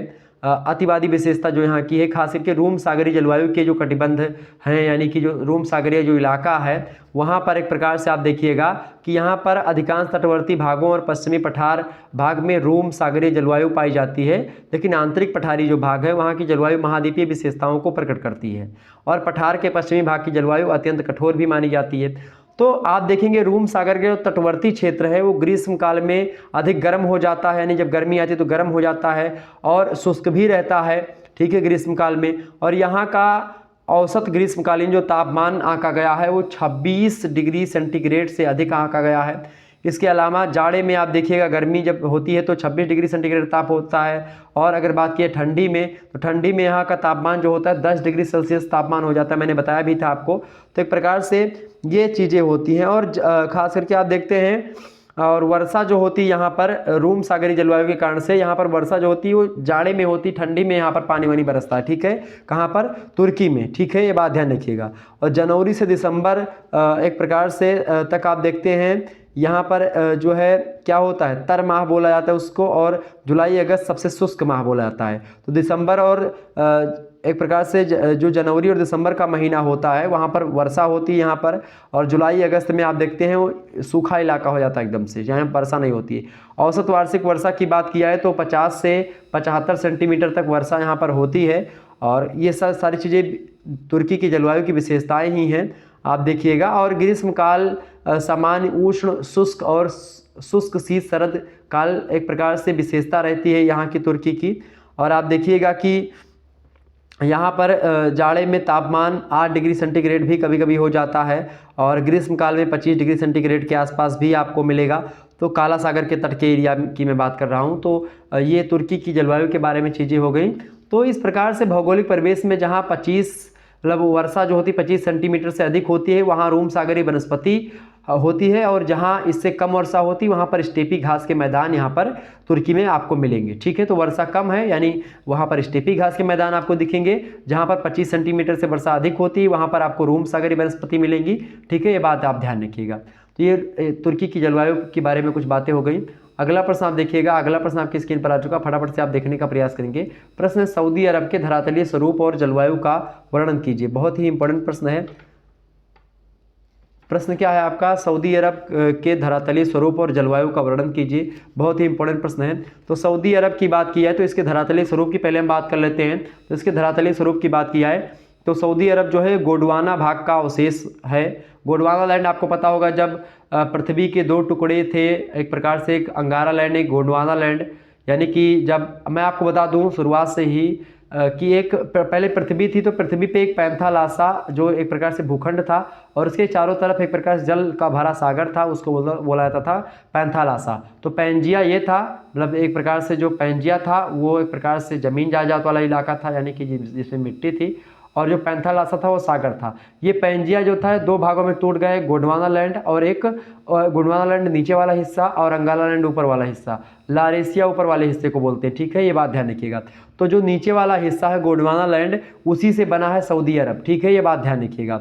तो और यहाँ का जो अधिकांश एक प्रकार से भाग है सऊदी अरब का, वो पठारी भाग है और सपाट है, जिसका सामान्य ढाल जो है ये उत्तर की ओर है। और लंबे समय के अपर्दन और अपक्षय और भौमिकीय हलचलों के कारण से यहाँ पठार जो है कभी सपाट तो कभी आप देखते हैं कहीं पर सपाट पठार आपको मिलेंगे, कहीं पर कटे फटे पठार आपको मिलेंगे, ऊबड़ खाबड़ मिलेंगे, चूंकि कहीं पर भ्रंश आपको मिलेगा यानी गड्ढा मिलेगा, कहीं पर ऊंची ऊंची चोटियाँ आपको मिल जाएंगी उस पर। तो एक प्रकार से भ्रंशन के कारण से पश्चिमी छोर पर लाल सागर तट से लगा भू क्षेत्र जो है ऊंचा है, जिसकी औसत ऊंचाई लगभग 2400 मीटर के आसपास की है। और यह एक भ्रंशित पहाड़ी है जिसका विस्तार यमन से जॉर्डन तक है। लेकिन दक्षिणी भाग में आप देखेंगे तो यहाँ ऊंची और उत्तर से क्रमशः आप देखिएगा नीची पहाड़ियाँ आपको मिलेंगी।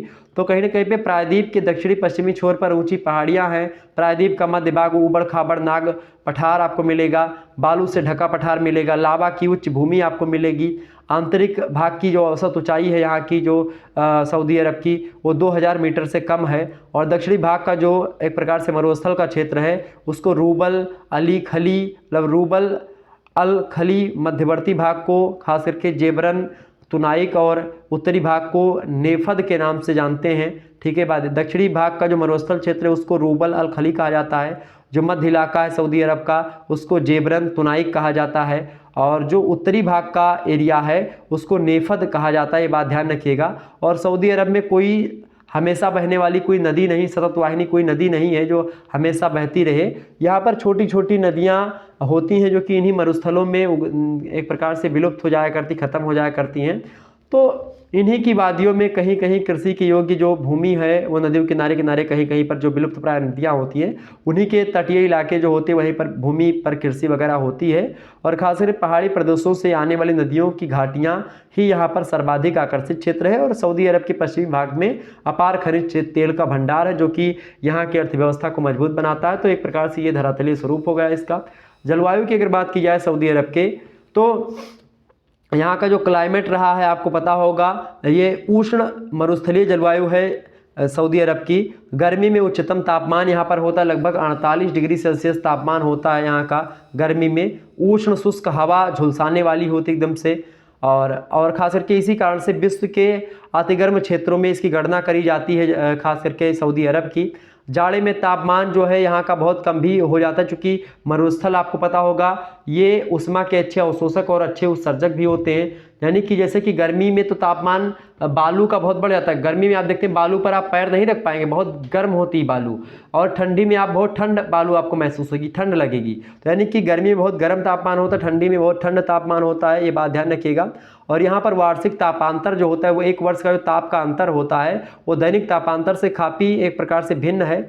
और वर्षा की अगर बात की जाए सऊदी अरब की, तो वर्षा एकदम से बहुत नगण्य मात्रा में होती, बहुत कम ही होती है, मतलब होती ही नहीं लगभग। और उच्च भागों में ही लगभग आप देखते हैं 25 सेंटीमीटर की वार्षिक वर्षा होती है, जो कि बहुत कम मानी जाती है। और प्रायद्वीपीय जो भाग है उनके उत्तरी भाग में जाड़ों में खास करके जब चक्रवात वगैरह आते हैं तो कुछ वर्षा हो जाती है, लेकिन इसकी भी जो है प्रकार से अनिश्चितता ही बनी रहती, कभी होती है कभी नहीं होती है, तो कोई पता नहीं है। दक्षिणी भाग में ग्रीष्म काल में कुछ मानसूनी वर्षा हो जाती है, ठीक है। तो एक प्रकार से चीज़ें हैं, ये दक्षिणी सऊदी अरब के धरातलीय स्वरूप और जलवायु के बारे में मैंने आपको बता दिया। अगला प्रश्न जो है आपका दूसरा नंबर प्रश्न आप देखिएगा। प्रश्न इंपॉर्टेंट है, विश्व भूगोल की समकालीन समस्याओं को स्पष्ट कीजिए। बहुत ही बढ़िया प्रश्न है आपकी परीक्षाओं की दृष्टि से, ये प्रश्न बहुत ही इंपॉर्टेंट है, आपकी परीक्षा में प्रश्न आ सकता है, ये बात ध्यान रखिएगा। तो विश्व की जो समकालीन समस्याएं हैं उनके बारे में आपसे पूछा जा रहा है, फटाफट से आप बताने का प्रयास करेंगे। और दूसरा प्रश्न इसी के स्थान पर आपको दिया गया है कि अम्ल वृष्टि से आप क्या समझते हैं, फटाफट से आप बताने का प्रयास करेंगे। बहुत ही इंपॉर्टेंट प्रश्न है, तो ये थोड़ा सा ध्यान रखिएगा। बताइएगा सभी लोग भाई, फटाफट से आप बताने का प्रयास करेंगे।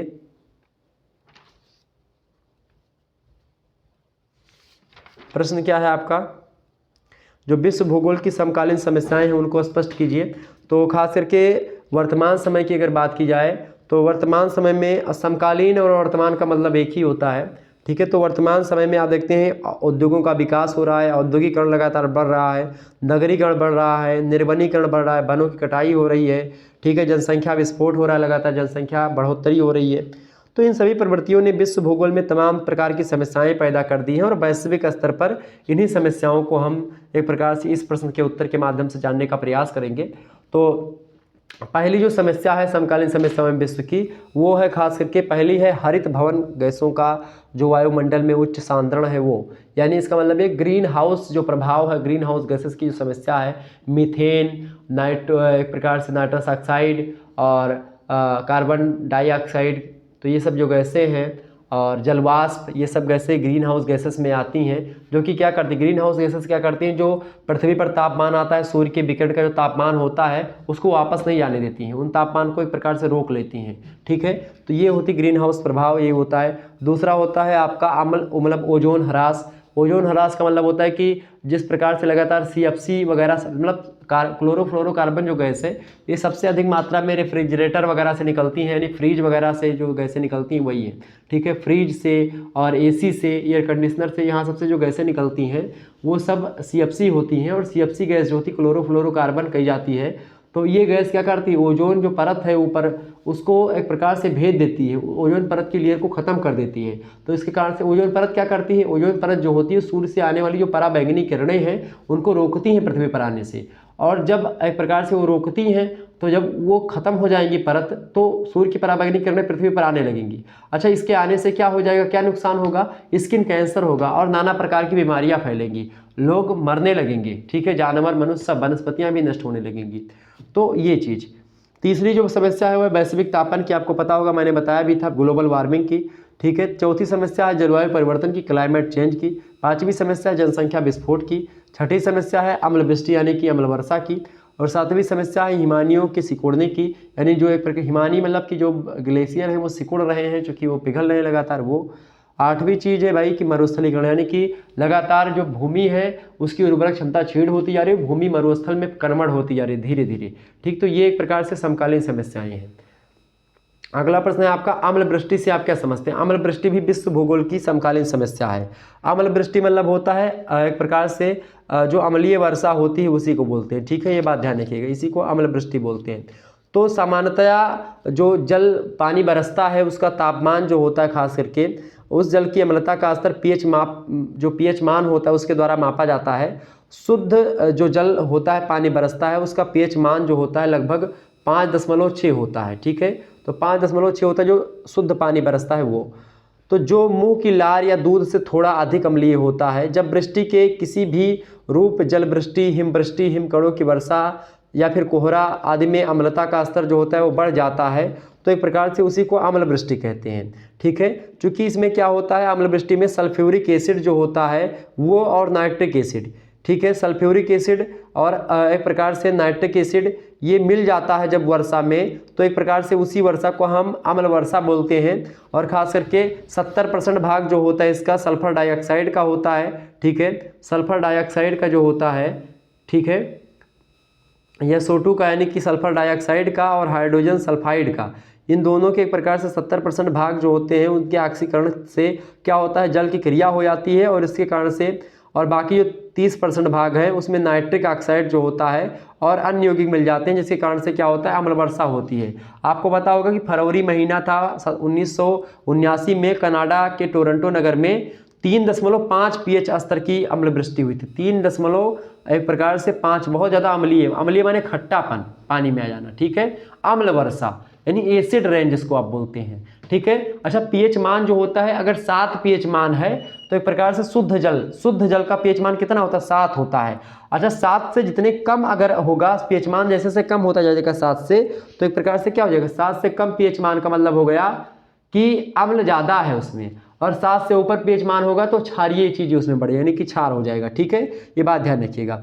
तो ये सब वर्षा हुई, तो यही है आपका अम्लवृष्टि, ठीक है, जो कि मैंने आपको बताया। तो पीएच मान ये हुआ। इसके अलावा आप देखिए संयुक्त राज्य अमेरिका में 1981 में पानी बरसा था। लॉस एंजेलिस में 2.2 पीएच मान की वृष्टि हुई थी। इसके अलावा आपको पता होगा सर्वाधिक अम्लीय वृष्टि पश्चिमी वर्जीनिया के हीलिंग नगर में हुई थी, उसका पीएच मान 1.4 पीएच मान था। बहुत ज़्यादा अम्लीय वर्षा हुई थी। और खास करके बैटरी जो होती है, आपको पता होगा, जो बैटरी जिससे आप बल्ब वल्ब जलाते हैं, पहले बैटरी चलती थी, आपको पता होगा, जो इन्वर्टर वगैरह की बैटरी आप लगी होती है, तो उसका जो पीएच मान होता है उस एसिड का, यानी जिसमें जो अम्ल होता है बैटरी में, वो 1 पीएच मान से थोड़ा कम होता है।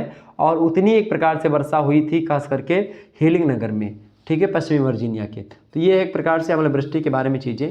अगला प्रश्न आप देखिएगा। अगला प्रश्न आपकी स्क्रीन पर आ चुका, फटाफट से आप देखने का प्रयास करेंगे। बहुत ही इंपॉर्टेंट प्रश्न है आपकी परीक्षा की दृष्टि से। प्रश्न आपका है तीसरा नंबर, एशिया में जनाधिक्य के क्या कारण है, स्पष्ट कीजिए। तो एशिया में जनाधिक्य के मतलब कि जनसंख्या क्यों बढ़ी, इसके क्या कारण है, फटाफट से आप बताने का प्रयास करेंगे। तो एशिया में जनाधिक्य के कई सारे कारण हैं, ठीक है, तो बताने का प्रयास करें कौन कौन से कारण है भाई एशिया में। तो एशिया में जनाधिक्य के कारण बहुत ज़्यादा हैं। आपको बता दूं कि एशिया जो है खास करके, इसमें पहला कारण तो ये है कि भाई एशिया संसार का सबसे बड़ा महाद्वीप है। तो चूंकि सबसे बड़ा महाद्वीप है, क्षेत्रफल इसका ज़्यादा है, तो इसलिए जनसंख्या का ज़्यादा होना स्वाभाविक बात है, पहला कारण। दूसरा कारण ये है कि भाई एशिया महाद्वीप जो है मानव का जन्म स्थान रहा है और इसीलिए यहाँ जनसंख्या अधिक मिलती है। तीसरी बात यह है कि एशिया महाद्वीप कि जलवायु जो है मानव विकास के अनुकूल है। मनुष्य का एक प्रकार से विकास यहाँ पर बहुत अधिक मात्रा में होता है। यहाँ पर रोग वगैरह बहुत कम मात्रा में एशिया के देशों में आपको देखने को मिलते हैं, ठीक है। और आपको बता दूं कि जैसे कि आप देखिएगा इजराइल वगैरह, या इजराइल बोल रहा हूँ, जैसे कि इटली वगैरह में कितना ज़्यादा मेडिकल डेवलप है, लेकिन कोरोना काल में बहुत ज़्यादा लोग वहाँ पर मरे थे।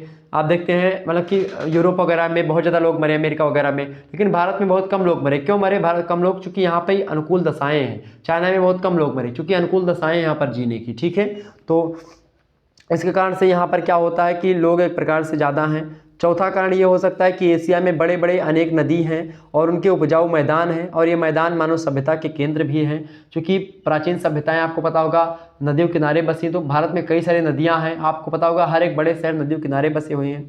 पांचवा कारण ये हो सकता है कि भाई एशिया में जनसंख्या की दर अभी अन्य सभी महाद्वीपों से अधिक है, तो एक प्रकार से यह भी एक कारण है, ठीक है।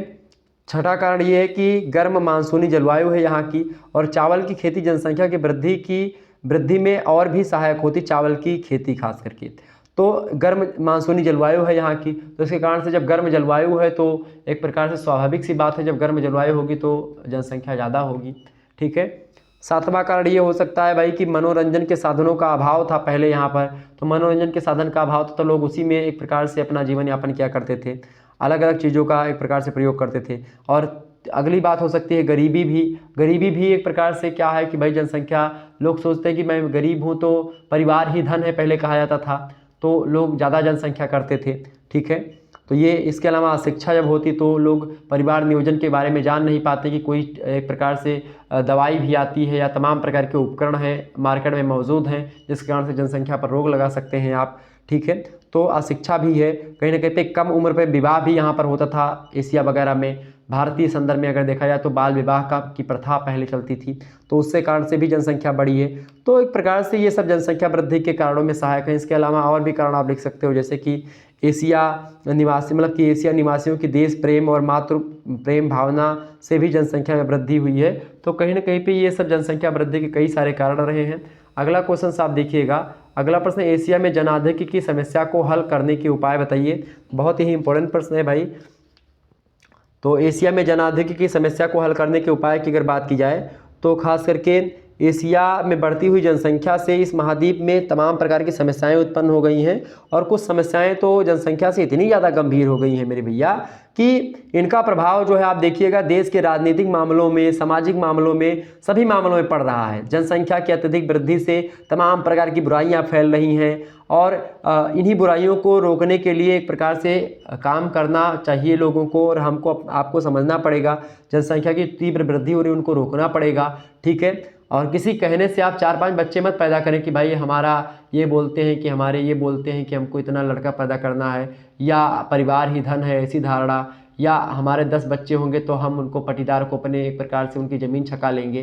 तो अब ऐसी कोई धारणा नहीं। तो अब ये मत सोचिए, आप छोटा परिवार सुखी परिवार, ठीक है, ये ध्यान रखिए। पहले लोग इस प्रकार से होता था कि मैं, धारणा है गांव वगैरह में आप देखिएगा कहीं कहीं पर कि जैसे कि वो बोलेंगे कि भाई 4 भाई 5 भाई हैं, तो क्या होगा कि भाई उनसे झगड़ा कोई नहीं करता, क्योंकि वो 4-5 भाई मिल करके मारेंगे। अकेले होते थे तो उनको लोग मारते थे। तो एक प्रकार से ये है। तो आजकल पुलिस प्रशासन है, तुरंत जो है किसी को एक थप्पड़ मारो तुरंत जो है 112 घर पे पहुंचती है। तो कहीं ना कहीं पे सुविधाएं हैं। तो अब जनसंख्या उतनी ज़्यादा बढ़ाने की आवश्यकता किसी को नहीं होनी चाहिए मेरे हिसाब से। हालांकि अपनी अपनी राय है जो भी, लेकिन अगर जनसंख्या बढ़ेगी तो एक प्रकार से बुराइयां बढ़ेंगी, झगड़ा लड़ाई होगा, तमाम प्रकार की चीज़ें होंगी, आप भी परेशान होंगे। तो जनसंख्या वृद्धि को रोक लगाने में एक प्रकार से पहला उपाय ये है भाई कि संतान उत्पत्ति पर प्रतिबंध लगाया जाए सरकार के द्वारा। दूसरी बात ये हो सकती है कि विवाह की आयु में वृद्धि करी जाए, और जो कि करी गई सरकार के द्वारा, वो बड़ी ज़बरदस्त चीज़ है। तीसरी बात ये है कि भाई संतति सुधार और स्वास्थ्य सेवाएं जो हैं इनमें एक प्रकार से व्यवस्था की जाए, ताकि एक प्रकार स्वास्थ्य सेवाएं अच्छी रहेंगी और लोग सही चीज़ों के बारे में जानेंगे तो जनसंख्या वृद्धि रुकेगी। चौथी बात ये है कि सामाजिक शिक्षा का प्रसार किया जाए, परिवार नियोजन के बारे में बताया जाए लोगों को, ताकि लोग जान सकें। पांचवी बात यह है कि भूमि का सर्वाधिक उपयोग करा जाए। छठी बात हो सकती है औद्योगिक विकास किया जाए। सातवीं बात है खाद्य सामग्री का आयात किया जाए। आठवीं बात है मानव का प्रवास हो। तो ये तमाम प्रकार के एक प्रकार से चीज़ें हैं जिसके कारण से भारत में जनसंख्या की वृद्धि को हम रोक सकते हैं। और जनसंख्या की वृद्धि अधिक वाले देशों में चाइना है, भारत है, जापान है, तो इनमें संतान उत्पत्ति पर प्रतिबंध लगाया जा रहा है। जापान में भूमि का अधिक से अधिक उपयोग करने के दृष्टिकोण से गहरी खेती की जा रही है। भारत में शिक्षा का प्रसार और औद्योगिक विकास किया जा रहा है, जिसके कारण से जनसंख्या को रोक लगाने की एक प्रकार से बात की जा रही है सरकार के द्वारा भी। अगला प्रश्न आप देखिएगा, अगला प्रश्न आपका चौथा नंबर प्रश्न, दक्षिण पश्चिम एशिया में वन संपदा पर टिप्पणी लिखिए। दक्षिण पश्चिम एशिया में वन संपदा की बात की जा रही है, बहुत ही इंपॉर्टेंट प्रश्न है। वन संपदा के बारे में अगर बात की दक्षिण पश्चिम एशिया में, तो वन है वहाँ पर दक्षिण पश्चिम एशिया में, ठीक है, तो उसी के बारे में यहाँ पर प्रश्न पूछ रहा है कि उसके वन संपदा के बारे में बताएं। तो वनों का उपयोग जो है खास करके या तो आप ईंधन के रूप में करते हैं उसकी लकड़ी का, इसके अलावा फल के रूप में आप जो है उसका प्रयोग करते हैं, फल मिलेगा, या फिर एक प्रकार से पशुओं के लिए चारा और चारागाह के रूप में हम एक प्रकार से वनों का उपयोग करते हैं। वन भूमि संरक्षण, बाढ़ नियंत्रण और मिट्टी की उर्वरता वृद्धि, आर्द्रता संरक्षण, पर्यावरण और पारिस्थितिकी संरक्षण के लिए वन जो होते हैं बहुत योगदान देते हैं, बहुत महत्वपूर्ण होते हैं। और लंबी समय से आप देखिएगा वन संपदा का दोहन, अवैज्ञानिक आचरण और अंधाधुंध कटाई, अति चराई हो रही है, वन अग्नि यानी कि वन में अग्नि लग जाना, झूमिंग कृषि हो रही है, स्थानांतरणशील कृषि इसको कहते हैं, काटो और जलाओ कृषि वो हो रही है। और तमाम प्रकार के अज्ञानता के कारण से जिन देशों में कुल क्षेत्रफल के 1/3 से कम भूमि पर वन है, उन देशों में चिंता लगातार बढ़ती जा रही है। तो कहीं ना कहीं पे ये चीज़ें आप लिख सकते हैं और अच्छे तरीके से नंबर प्राप्त कर सकते हैं। कानूनी वन संरक्षण और वृक्षारोपण का अभियान सरकारों के द्वारा चलाया जा रहा है, ठीक है, दक्षिण पश्चिम एशिया में। और दक्षिण पश्चिम एशिया के विभिन्न देशों में वनों के अंतर्गत भूमि का एक प्रकार से जो अंश है वो बहुत ही एक प्रकार से कम होता जा रहा है। जैसे सऊदी अरब में आपको बता दूं कि जो पूरी भूमि है लगभग उसमें लगभग 0.8% भूभाग पर केवल वन है। इसके अलावा लेबनान की बात की तो लेबनान में 80% भूमि पर एक प्रकार से वहाँ पर क्या है, वन है। इसके अलावा साइप्रस में आप देखेंगे 19% भाग पर, इराक में मात्र 4% भाग पर आपको वन संपदा मिलेगी, और तुर्की में आप देखिएगा तो 14% भागों पर जल मिलेगा। 33% होगा तो ठीक है, लेकिन आप देखिए सभी नीचे, बस केवल लेबनान को छोड़ दीजिए, बाकी सब वन मामला में एकदम से नील है, ठीक है। और 19 और 14 मात्र 19 है साइप्रस का परसेंटेज और 14% है तुर्की का। बाकी ईरान का अगर आप देखिएगा तो 2% मात्र वहाँ पर वन संपदा है। सीरिया में 2.4% है, और जॉर्डन में आप देखिए 0.6% है, सबसे कम वहीं पर माना था जॉर्डन में। इजराइल की बात की तो 3% आपको मान सकते हो वन संपदा, ठीक है, ये बात आप ध्यान रखिएगा। तो ये एक प्रकार से आप टिप्पणी कर सकते हैं इस प्रकार से। आगे बढ़ते हैं, अगला क्वेश्चन आप देखिएगा। अगला प्रश्न आपका आ चुका, दक्षिण पश्चिम एशिया के सांस्कृतिक तत्वों का वर्णन कीजिए। बहुत ही महत्वपूर्ण प्रश्न है आपकी परीक्षा की दृष्टि से, फटाफट से आप बताने का प्रयास करेंगे। दक्षिण पश्चिम एशिया के सांस्कृतिक तत्वों के बारे में आपसे पूछ रहा है, फटाफट से आप बताने का प्रयास करेंगे सांस्कृतिक तत्वों के बारे में दक्षिण पश्चिम एशिया के, ठीक है। चलिए बताने का प्रयास करेंगे भाई सभी लोग। दक्षिण पश्चिम एशिया के सांस्कृतिक जो तत्व हैं उनके बारे में, यानी कल्चरल एलिमेंट। दक्षिण पश्चिम एशिया जो है एक विशिष्ट सांस्कृतिक परिमंडल है। आप देखिएगा कि राजनीतिक दृष्टि से कई देशों में बटा हुआ है ये, लेकिन कई देशों में बटे होने के बावजूद भी आप देखिएगा धार्मिक सांस्कृतिक परंपरा यहाँ की लगभग एक सी मिलेगी। रहन सहन, खाद्यान्न, वेशभूषा, भौगोलिक स्थिति ये आप देखिएगा यूरोप और एशिया से मिलती जुलती है, और एशिया अफ्रीका के मिलन स्थल के कारण से इसका व्यक्तित्व अवशेष एशिया और अन्य महाद्वीपों से काफ़ी अलग भी दिखेगा। और इसी कारण से आप देखिए दक्षिण पश्चिम एशिया को अरब एशिया या मुस्लिम एशिया या मध्य पूर्व एशिया के नाम से भी जानते हैं। और दक्षिण पश्चिम एशिया के दजला फरात नदी जो है उसके मैदान में विकसित जो विश्व प्रसिद्ध बेबीलोन की सभ्यता है उसने न केवल एशिया महाद्वीप को ही बल्कि संपूर्ण विश्व को भी प्रभावित किया, और खास करके ईसाई और इस्लाम धर्म का जन्म स्थल जो है वो दक्षिण पश्चिम एशिया ही रहा है। और संपूर्ण विश्व में आप देखते हैं फिर यहीं से ईसाई और इस्लाम धर्म का प्रचार प्रसार हुआ, ठीक है। और इसीलिए जब चूंकि ईसाई और इस्लाम धर्म का जन्मस्थल है इसीलिए विश्व के लिए आकर्षण का केंद्र बन जाता है सांस्कृतिक दृष्टि से, ठीक है। और धर्म प्रचार के लिए अरब संस्कृति अफ्रीका के पूर्वी और उत्तरी क्षेत्रों में इस प्रकार से फैल गई कि वे क्षेत्र अरब जगत के अंग बन गए लगभग। और आज भी की जो मिस्र, सूडान और लीबिया है वो अरब जगत के अंतर्गत गिना जाता है, खास करके चूँकि ये सब अरब के ही यानी दक्षिण पश्चिम एशिया के लोग ही वहाँ पर अफ्रीका में जाकर के बस गए हैं, तो उन्होंने एक प्रकार से अपनी ऐसी संस्कृति वहाँ पर भी विकसित कर दी है। तो यही सारी चीज़ें हैं। तो आप देखिएगा कि जो है यही सारे कारण हैं कि लगातार बाहरी हस्तक्षेप होने के कारण से राजनीतिक अस्थिरता यहाँ पर बनी रहती है, जिसका प्रभाव यहाँ के जनजीवन पर पड़ा है। इसके फलस्वरूप आप देखिएगा यहाँ से हमेशा लोगों का एक प्रकार से आव्रजन और प्रव्रजन यानी कि आने जाने का सिलसिला जो है वो लगातार जारी रहता है। इस्लाम धर्म के उदय के पूर्व आप देखिएगा वैदिक और बौद्ध धर्मों का प्रचार भी विस्तृत क्षेत्र पर हुआ था। 7वीं सदी में आप देखिएगा जो है इसका विस्तार खास करके अरब प्रायद्वीप, उत्तरी मिस्र और तुर्की के अतिरिक्त उत्तरी पूर्वी मतलब उत्तरी पश्चिमी एशिया के जो छोटे क्षेत्र हैं वहाँ पर फैला। इसके अलावा 200 वर्ष के बाद इसका विस्तार स्पेन में हुआ, पुर्तगाल, फ्रांस, तुर्की, उत्तरी पश्चिमी भारत तक एक प्रकार से दक्षिण पश्चिम एशिया की सांस्कृतिक जो चीज़ें हैं वो फैली। और इस धार्मिक विस्तार के साथ ही व्यापार, कृषि और ललित कला को भी प्रोत्साहन मिला। तो एक प्रकार से दक्षिण पश्चिम एशिया के सांस्कृतिक तत्वों में इन सभी चीज़ों के बारे में हम समझ सकते हैं। अगला प्रश्न आप देखिएगा, अगला प्रश्न आपकी स्क्रीन पर आ चुका है, बहुत ही इंपॉर्टेंट प्रश्न है। प्रश्न आपका 5वां नंबर प्रश्न, दक्षिण पश्चिम एशिया का संक्षिप्त परिचय दीजिए। दक्षिण पश्चिम एशिया के संक्षिप्त परिचय की बात की जाए तो दक्षिण पश्चिम एशिया जो है एशिया महाद्वीप के दक्षिण पश्चिम भाग में स्थित है, पहली बात। दूसरी बात ये कि इसका जो कुल क्षेत्रफल है वो लगभग 62,55,160 वर्ग किलोमीटर में फैला हुआ है दक्षिण पश्चिम एशिया। और इसके दक्षिण में आप देखिएगा अफ्रीका महाद्वीप है, दक्षिण पूर्व में अरब सागर आपको मिलेगा, इसके उत्तर में आप देखिएगा रूस और कैस्पियन सागर है, पश्चिम में भूमध्य सागर और काला सागर मिलेगा, और पूरब में पाकिस्तान, अफगानिस्तान और तुर्कमेनिस्तान दिखाई पड़ेगा। तो खास करके दक्षिणी पश्चिम एशिया अफ्रीका महाद्वीप से भूमध्य सागर और लाल सागर से अलग होता है। दक्षिण पश्चिम एशिया के प्रमुख देश में की बात की तो तुर्की देश शामिल है इसमें। इसके अलावा Bahrain, Kuwait, Oman, Qatar, Saudi Arabia हो गया, Saudi Arabia Emirates, Yemen, Azerbaijan, Georgia, Iraq, Israel, Jordan, Lebanon, फिलिस्तीन, सीरिया, ईरान, साइप्रस, मिस्र, आर्मेनिया, ये तमाम प्रकार के देश जो हैं ये दक्षिण पश्चिम एशिया में शामिल हैं। ये बात आप ध्यान रखिएगा, बहुत ही इम्पोर्टेंट एक प्रकार से दक्षिण पश्चिम एशिया है। और यहाँ की कुल जनसंख्या की बात की तो 2010 की जनगणना हुई थी, उसके अनुसार यहाँ की जो जनसंख्या बताई गई थी वो लगभग बताई गई थी कितनी बताई गई थी भाई?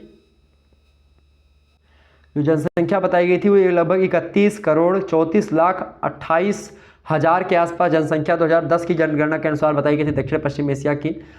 और जनसंख्या घनत्व की बात की तो 50.1 व्यक्ति मतलब 50.1, ये एक प्रकार से 1 वर्ग किलोमीटर के दायरे में व्यक्ति निवास करते हैं, यानी जनघनत्व इतना है। जनघनत्व का मतलब होता है कि 1 वर्ग दायरा मतलब 1 किलोमीटर इधर जाओ, 1 किलोमीटर इधर, 1 किलोमीटर इधर, 1 किलोमीटर इधर, इतना में पूरा एरिया यहाँ पर 50 लोग निवास करते हैं। और यहाँ की आय का जो प्रमुख स्रोत है वो पेट्रोलियम है, प्राकृतिक गैस का उत्पादन यहाँ पर होता है वो है, ठीक है। और विश्व के कई धर्मों का जन्मस्थली भी है, और इसके होने के कारण से यहाँ पर जो धार्मिक पर्यटन है वो लगातार बढ़ा हुआ है। तो एक प्रकार से ये परिचय होगा इसका। यहाँ पर आप देखिएगा 25 सेंटीमीटर एक प्रकार से वर्षा होती है, औसत वार्षिक वर्षा 25 सेंटीमीटर है, कृषि के लिए अनुपयुक्त वर्षा है ये, ठीक है, सिंचाई के साधन के बिना यहाँ पर कृषि कार्य संभव नहीं है। ये सारी चीज़ें आपको पता ही होगी, मैंने आपको बता दी। और सागरीय जो काला रूम सागर यानी भूमध्य सागर का जो इलाका है और काला सागर का जो तटीय इलाका है, वहाँ पर आप देखिएगा 50 से 100 सेंटीमीटर की वर्षा यहाँ पर आपको दिखाई पड़ेगी और कई सारी चीज़ें हैं। तो ये होगा इसके बारे में कुछ बातें। आगे बढ़ते हैं, अगला प्रश्न आप देखिएगा। अगला प्रश्न है, इजराइल के परिवहन एवं खनिज उद्योगों पर टिप्पणी कीजिए। बहुत ही महत्वपूर्ण प्रश्न है, आपकी परीक्षा की दृष्टि से ध्यान रखिएगा। प्रश्न क्या है, आपसे पूछा गया है इजराइल के बारे में, ठीक है। प्रश्न क्या पूछा गया भाई आपसे, इजराइल के बारे में पूछा गया कि इजराइल के परिवहन एवं खनिज उद्योगों पर टिप्पणी कीजिए। बहुत ही इंपॉर्टेंट प्रश्न है, इजराइल के बारे में पूछा गया है, ये बात ध्यान रखिएगा। और इजराइल देश बहुत ही इंपॉर्टेंट है आपकी परीक्षा के दृष्टि से भी। तो प्रश्न क्या है, इजराइल के प्रमुख क्या है, इजराइल के परिवहन और खनिज जो उद्योग है उनके बारे में आपसे पूछा जा रहा है। तो इजराइल के परिवहन और खनिज उद्योगों की अगर बात की जाए तो इजराइल में परिवहन व्यवस्था की सुविधा जो है आसपास के जितने भी देश हैं इजराइल के, उन सभी देशों से सबसे अच्छी है, सबसे ज़्यादा सुविधा मिलती है इजराइल में। रेल और सड़क परिवहन के अतिरिक्त आप देखिएगा वायु परिवहन का विकास भी उच्च स्तरीय है यहाँ का इजराइल का। और तेल अबीब जो एक प्रकार से सबसे बड़ा केंद्र है, खास करके यहाँ का सबसे बड़ा वायु यातायात का केंद्र है। इजराइल का वैदेशिक व्यापार पश्चिमी देशों के साथ होता रहता है। और इजराइल में आप देखिएगा खनिज नहीं मिलती, उतनी ज़्यादा खनिजों का अभाव रहा है। फिर भी आप देखिएगा खनिज तेल, गैस, नमक और पोटास यहाँ के प्रमुख खनिज के रूप में जो उत्पादित किए जाते हैं, खुदाई होती है इनकी तो मिलते हैं, मतलब इनका एक प्रकार से खनन होता है। और खास करके इनका उत्पादन आवश्यकता के अनुकूल हो जाता है, जितनी इजराइल की आवश्यकता है उतनी ज़्यादा खनिज तेल, गैस, नमक ये सब मिल जाता है, पोटास भी मिल जाता है। अन्य खनिजों में भी यहाँ पर आप इजराइल में देखिएगा तो फास्फेट, मैग्नीज, तांबा, कांच, जिप्सम ये सब भी एक प्रकार से मिल जाते हैं। तो एक खनिज उद्योगों के मामलों में इजराइल के बारे में चीज़ें थी जो मैंने आपको बताई। इसके अलावा आप देखिए यहूदी समाज की हुनर, पूंजी और उत्कृष्टता, लगन, इसके कारण से आप देखिएगा एक बहुत कम समय में इजराइल जो है औद्योगिक प्रगति में पश्चिमी एशिया का सबसे नंबर 1 देश बन गया है। और इस देश की आप देखिएगा 1/4 से अधिक जनसंख्या उद्योगों में लगी हुई है। प्रमुख उद्योगों में यहाँ पर वस्त्र का उद्योग है, रसायन का उद्योग है, सिगरेट का, चमड़ा का, शराब का, हीरा कटाई का उद्योग है, मशीन का उद्योग है, कागज़ का, फल जो है परिसंरक्षण का उद्योग भी यहाँ पर है। और इसके अलावा तेल अबीब यहाँ का प्रमुख औद्योगिक नगर है, जाफा है, नेबलस है, हैफा, एकरे, ये सब प्रमुख औद्योगिक नगर हैं। पेट्रोल शोधन भी एक प्रकार से यहाँ का बहुत महत्वपूर्ण एक प्रकार से उद्योग रहा है। नई औद्योगिक नीति के तहत यहाँ औद्योगिक विकास का विकेंद्रीकरण लगातार किया जा रहा है। तो ये सब इजराइल के बारे में, परिवहन और खनिजों के बारे में कुछ चीज़ें आप लिख सकते थे जो कि मैंने आपको बताई।